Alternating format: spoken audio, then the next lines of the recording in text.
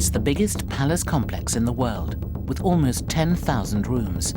So big that it's a city unto itself. And it was all built for one man. For 500 years, it was the seat of the most powerful ruler on earth. He had absolute control over the life and death of his followers.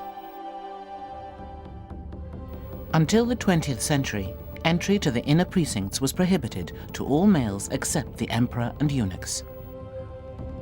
Trespassers in this palace met one fate: death.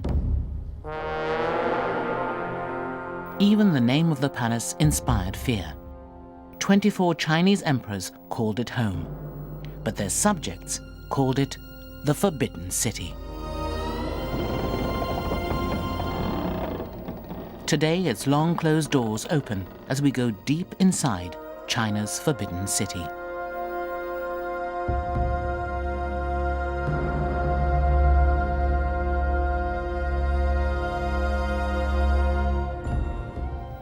When it was first built, the Forbidden City was one of the most secret places on Earth. Even today, when it attracts 8 million visitors a year, only a small part of it is open to the public. But on the eve of the 600th anniversary of its construction, the entire complex is unlocked for our cameras.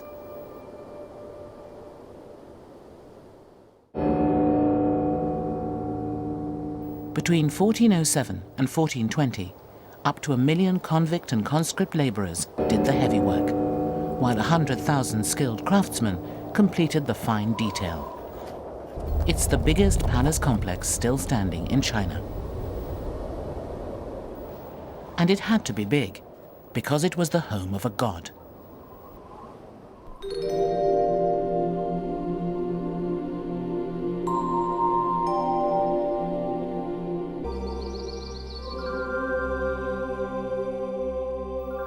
As the son of heaven, the Chinese emperor's actions were said to make the sun rise and the crops grow.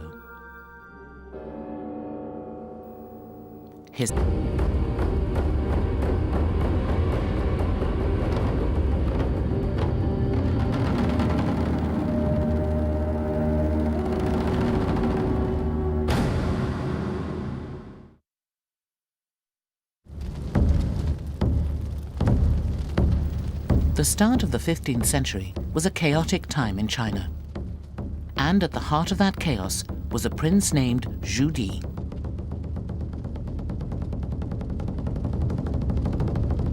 The victorious Chinese army had only recently pushed the Mongols back over the Great Wall, when the country was once more torn asunder. Zhu Di, the prince from the north, rebelled against the emperor in the south.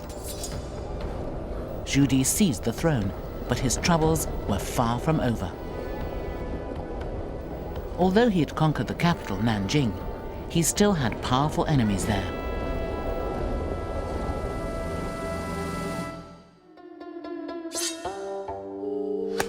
Even executing his opponents didn't solve his problems. There was an assassination attempt, and it became clear to Zhu Di that Nanjing remained a dangerous place. Haunted by the ghosts of his opponents, he sought a way out. But it wasn't only the situation in Nanjing that gave Zhu Di sleepless nights. Mongol armies were once more on the march and threatening to breach the Great Wall.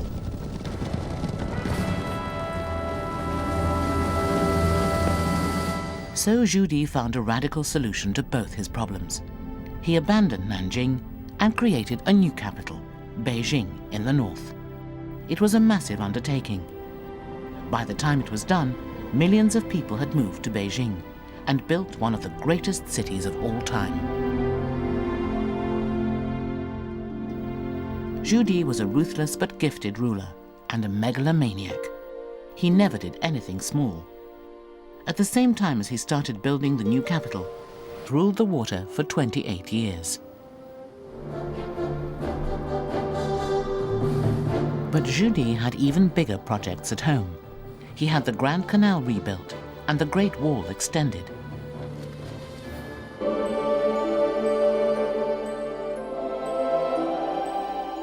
The construction of the new palace took 14 years. By the time it was done, It was said to have 1,000 buildings and more than 9,000 rooms. For 500 years, its name would be spoken with awe.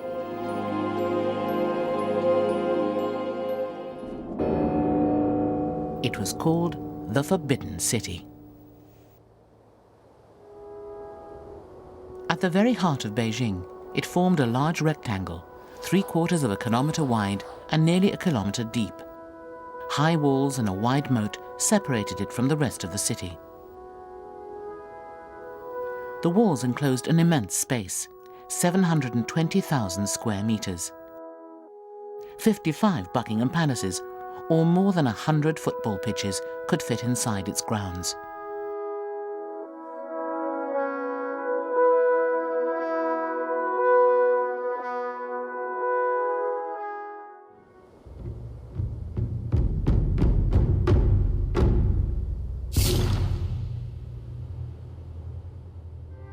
From the 15th century to the 20th, the Forbidden City was the hub of the Chinese Empire. It was the home of 24 emperors, the seat of government, and the heart of a civilization.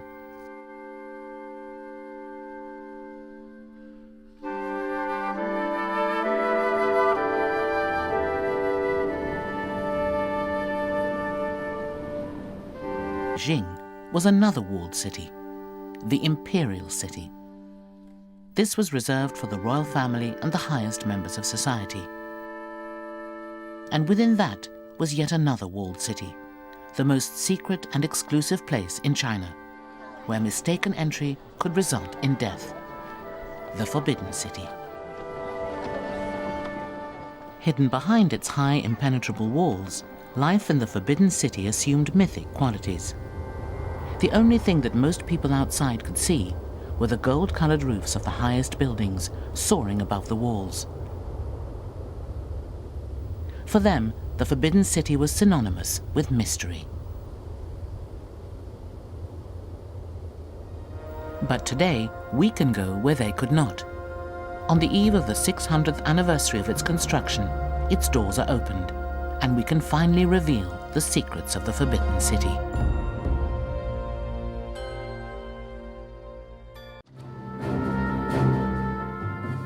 In 1407, Europe was recovering from the plague.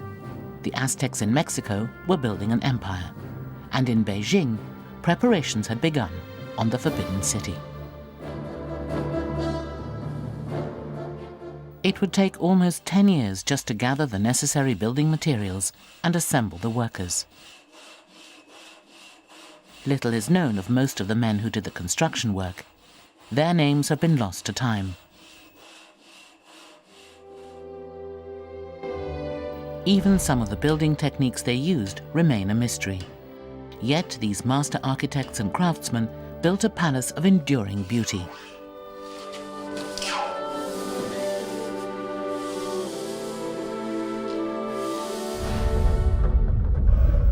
The Forbidden City was the largest wooden palace complex in the world. At its heart were the 3 great halls, standing on high white marble terraces that raised them more than 2 stories above the courtyard.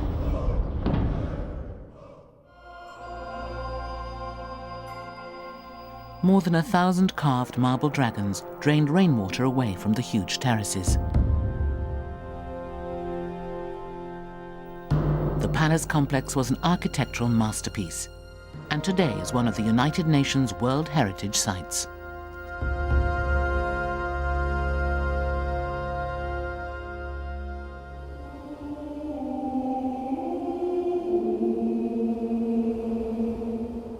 The Forbidden City was conceived on a grand scale. Visitors had to walk down a majestic ceremonial avenue just to get to it. On the way, they passed through 3 gates. Today, the most famous of these is Tiananmen Gate, but even larger was the Meridian Gate, which pierced the wall that surrounds the Forbidden City.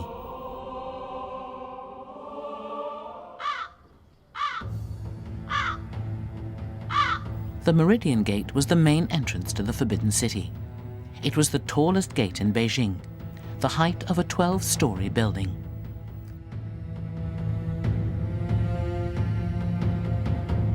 The Hall of Supreme Harmony was the most important building in the Forbidden City, and at half the size of a football pitch, it was also the biggest, sitting on 3 white marble terraces.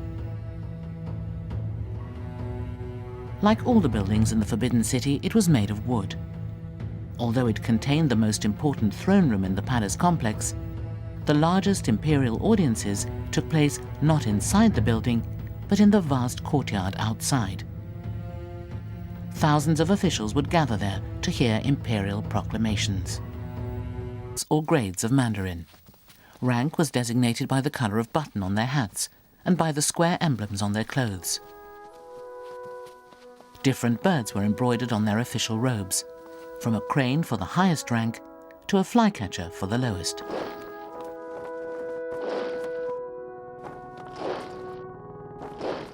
Conscientious emperors took audience days very seriously. But not all emperors were conscientious. On one occasion, a notoriously dissolute emperor failed to show up at all. His mandarins waited all day before the assembly was finally cancelled. Hungry and thirsty, they were in such a rush to finally leave that one of the ministers was crushed to death.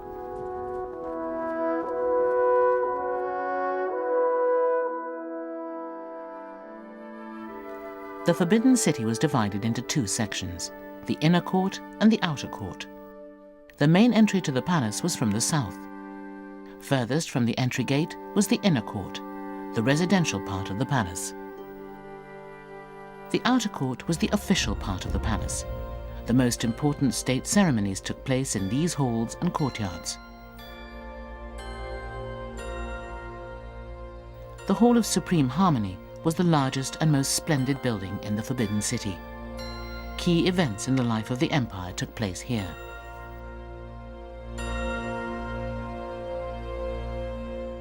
Behind the Hall of Supreme Harmony was the smaller, square-shaped Hall of Middle Harmony, and behind that was the Hall of Preserving Harmony. These 3 great halls were used only for the most important ceremonies and events, like the enthronement of a new emperor, his wedding, or the celebration of the Lunar New Year.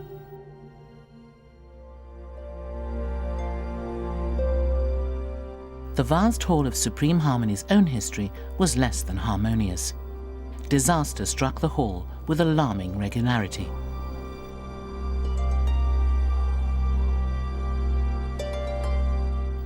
It was the victim of several catastrophic fires. As 1,000 men went into the forest, but only 500 came out.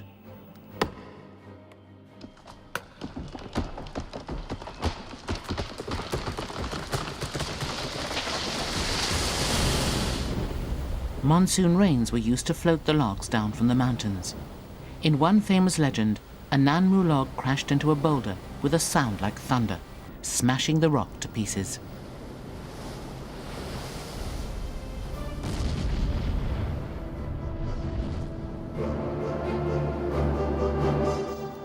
When the current was against them, the floating logs were dragged upstream. The journey of a single log could take up to 4 years. 100,000 Nanmu logs were used in the construction of the Forbidden City.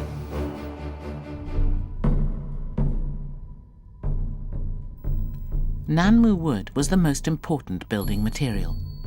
Each of the pillars that formed the main supports of the Hall of Supreme Harmony was hewn from a single tree.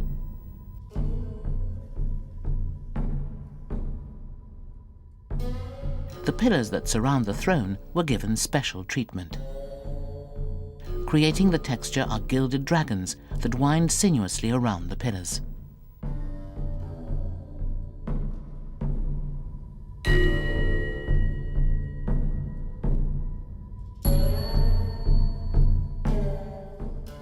The Forbidden City had many throne rooms, but the grandest was in the Hall of Supreme Harmony, where both the hall and the throne were heavily decked out in gold. The throne was made of gilded rosewood and surrounded by incense burners and perfumers.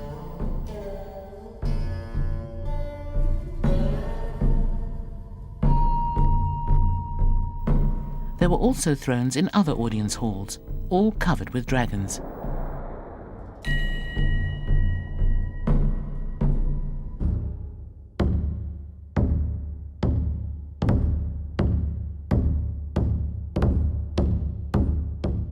Images of dragons could be found throughout the Forbidden City, appearing high overhead and underfoot, on roofs, ceilings, walls, and pavements, and on thrones, furniture, and carpets, even on the emperor's dishes and clothes.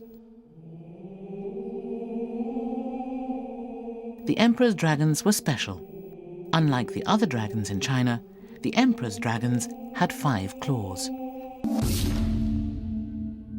The dragons were revered as bringers of rain, vitally important in an agricultural country and for people living in buildings prone to lightning strikes. Unlike the malevolent dragons of Western mythology, Chinese dragons can be playful and benevolent. Here in the Forbidden City, they didn't breathe fire, but spouted water. They were often depicted frolicking in clouds or waves.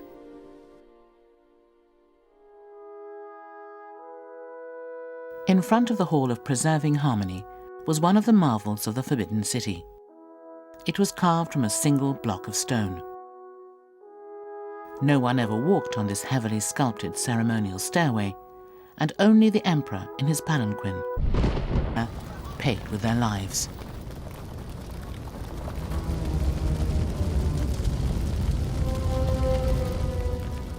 When the palace had previously burned down, it had been relatively easy to rebuild it.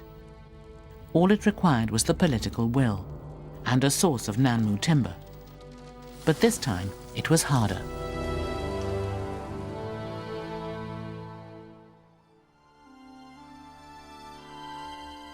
"80 years had passed since the last fire, such a long time that no one remained who could remember how to make the puzzle-like brackets that locked the beams in place. The palace archive was scoured. Even the emperor himself tried to solve the puzzle. But the secret of how to build the complicated structure had been lost to time. Eventually, a commoner provided the solution. He was an old man in his 70s, but for more than 40 years he'd labored in the construction department of the Forbidden City. He created a model of the hall that revealed the secret of the interlocking brackets. When that model was scaled up, to the surprise and delight of all, the design worked perfectly.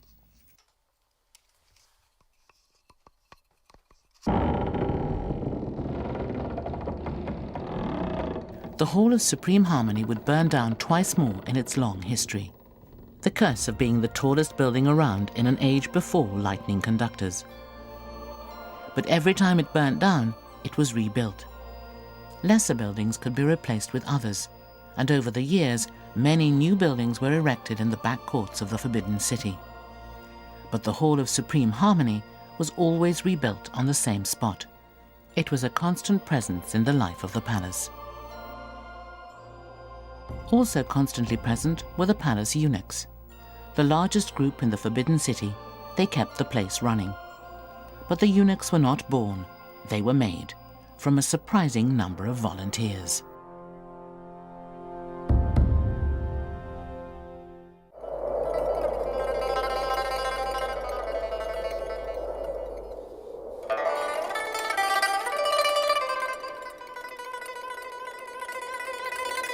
The Forbidden City was frequently swamped with eunuchs. They did the brunt of the palace work, from cooks and cleaners to laundrymen, bearers, and guards of emperor's women. Eunuchs were everywhere. With the exception of the emperor himself, they were the only men allowed to live in the inner court. So many boys volunteered that the palace became awash with eunuchs. Eventually, laws were put in place to limit the number of eunuchs allowed in the palace at any one time. From a maximum of around 70,000, the number of eunuchs in the Forbidden City dropped over time. When Puyi, the last emperor, was overthrown in 1912, there were only around 1,500 eunuchs on his staff.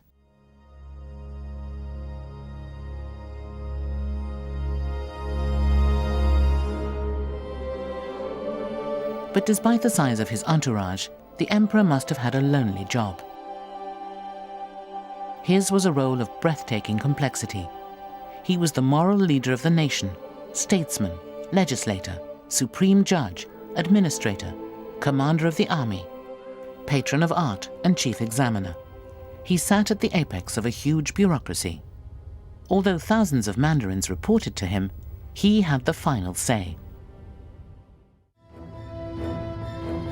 The government produced a relentless flow of written documents. Literacy and good handwriting were the keys to a job in the government.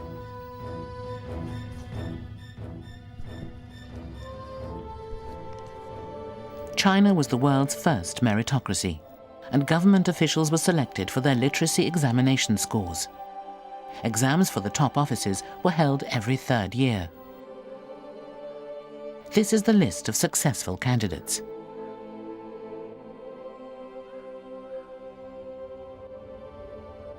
To become a government officer, a mandarin, one had to score highly on the tests. The exams were given in stages around the country. Then, every 3 years, the top candidates from the regional exams came to the Forbidden City for the final test, where the examiner was the emperor himself. The highest out of the palace through the emperor's own gate.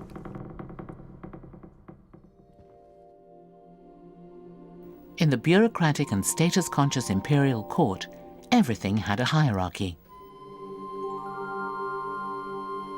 Mandarins and concubines were graded, and even buildings were ranked.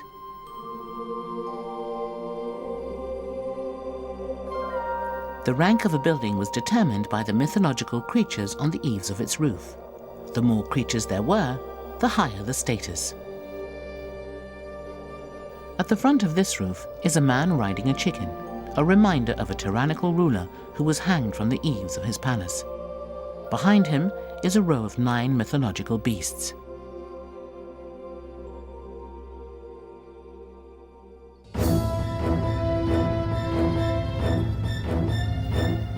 In the 18th century, the multiple ranks of mandarin sorely taxed the patience of one great emperor. He was a hands-on ruler who found the bureaucracy cumbersome, and he dreamed of centralizing more of the power in his own hands. Office is rumored to have been a private passage, his own personal shortcut to his government ministers.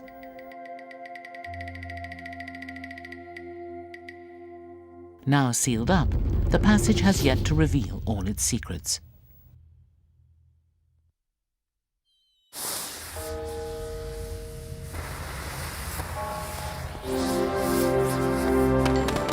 The Chinese New Year is the most joyous time of year here.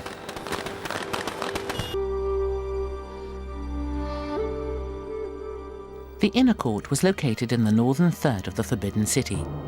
This was the woman's realm, the female private part of the palace. Its densely packed courtyards were separated from the wide spaces and great halls of the public male part by a wall. No man could enter the women's realm of the inner court without the emperor's permission, except, of course, the eunuchs.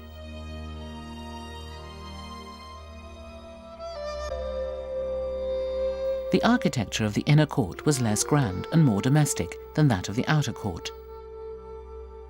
The principles of yin and yang governed its layout. There were 12 residential palaces for the emperor's women, 6 on each side of the palace's central axis.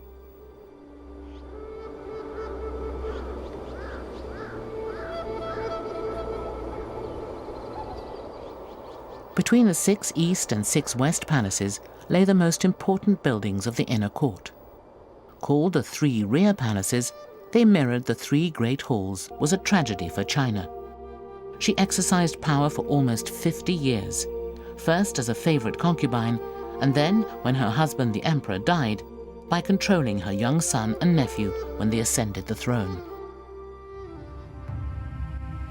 On her 50th birthday, Cixi spent 6 million silver taels redecorating her palace, the equivalent of more than $80 million in today's money. Her daily routine was highly extravagant. Every morning her female attendants would greet her, proclaiming, "May luck be with you, venerable ancestor." Then they made her bed and brought her a silver basin of hot water. To ease the joints in her hands, Cixi wrapped them in hot towels and soaked them in the hot water for so long that it had to be replenished several times. After that, a hot towel was placed on her face to reduce wrinkles.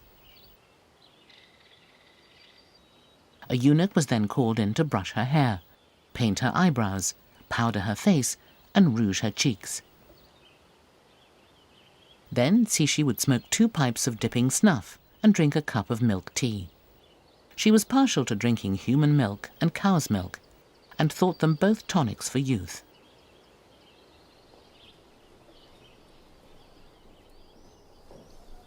Cixi was as rigid and demanding outside her boudoir as she was within. The manipulative former concubine ruled the court with an iron will. It was 1,000 years since a woman had last sat on the dragon throne.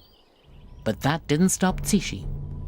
She devised an extraordinary arrangement of a throne behind the throne, the two separated by a thin curtain. While her son sat on the throne in front of the curtain, she sat on her own throne behind him, firmly gripping the reins of state.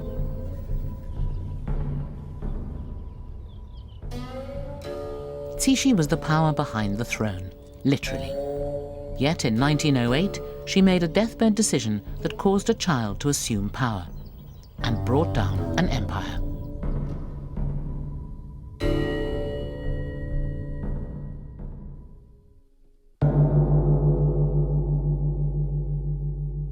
There were many women in an emperor's life. In addition to an empress, he also had consorts and concubines.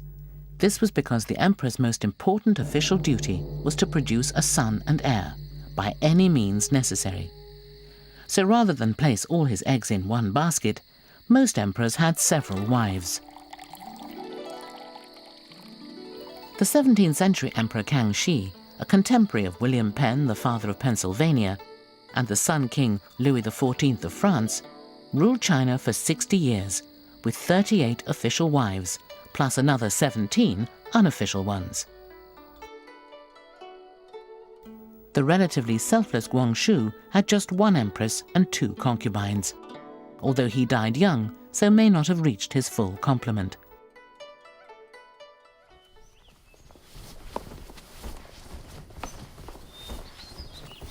But although the emperor ruled the country, he was not in charge of his marital life. The woman he favored most wouldn't necessarily become his empress. Wives and concubines were often selected because of politics, not passion. And there were many to choose from. Girls aged between 13 and 17 would be presented to the court for selection. But it was not a simple beauty contest. During Cixi's reign in the 19th century, neither good looks nor personality ranked highly in the selection criteria. What was really important was breeding, and breeding potential. The number 1 selection was given a scepter, and became empress. The other girls chosen were given purses, and they became consorts and concubines. In a strict hierarchical structure, wives came in 9 ranks.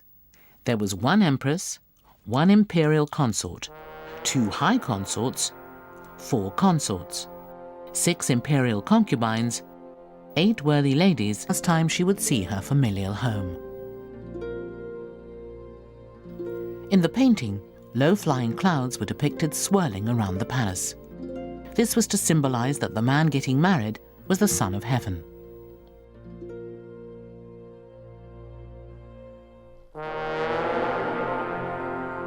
The last wedding to take place in the Forbidden City wasn't nearly as grand.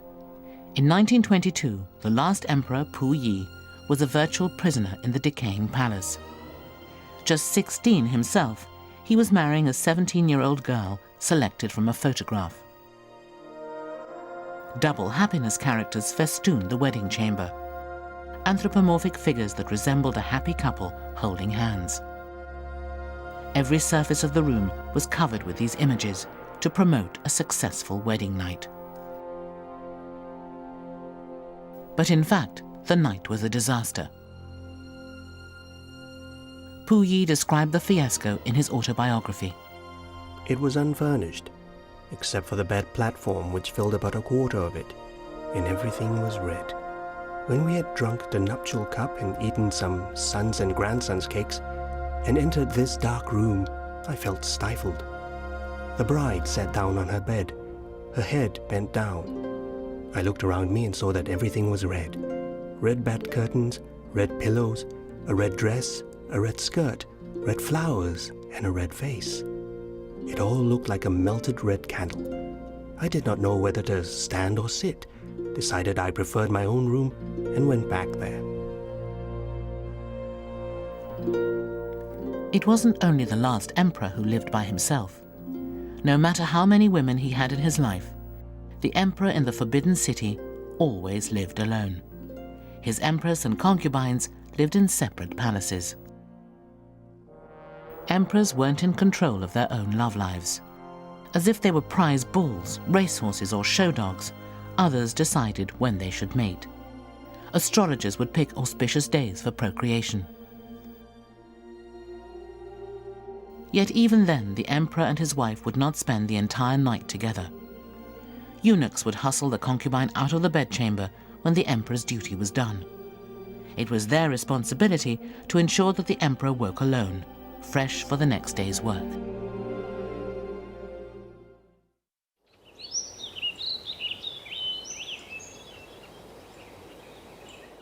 Although an emperor had a veritable harem of women to choose from, getting one for the night took planning. Each of the emperor's women had a marker with her vital statistics. The emperor would select a marker after lunch to give her time to prepare. Getting ready for the emperor didn't involve dressing and makeup. Rather, the concubine was bathed, depilated, and, as legend has it, delivered to the bedchamber naked. This was not an erotic treat, but to ensure that she wasn't carrying any weapons.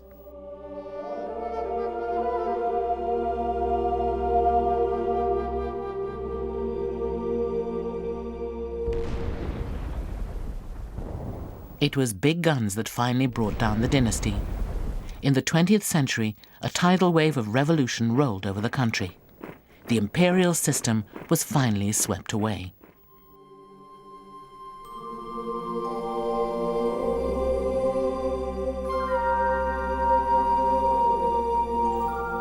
All that remained was the last emperor and a crumbling palace that was forbidden no more.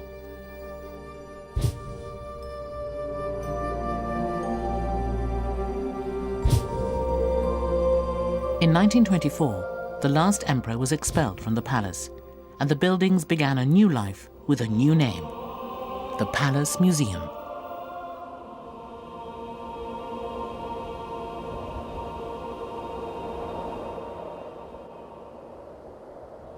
But this rebirth was traumatic. The palace's very survival was at stake.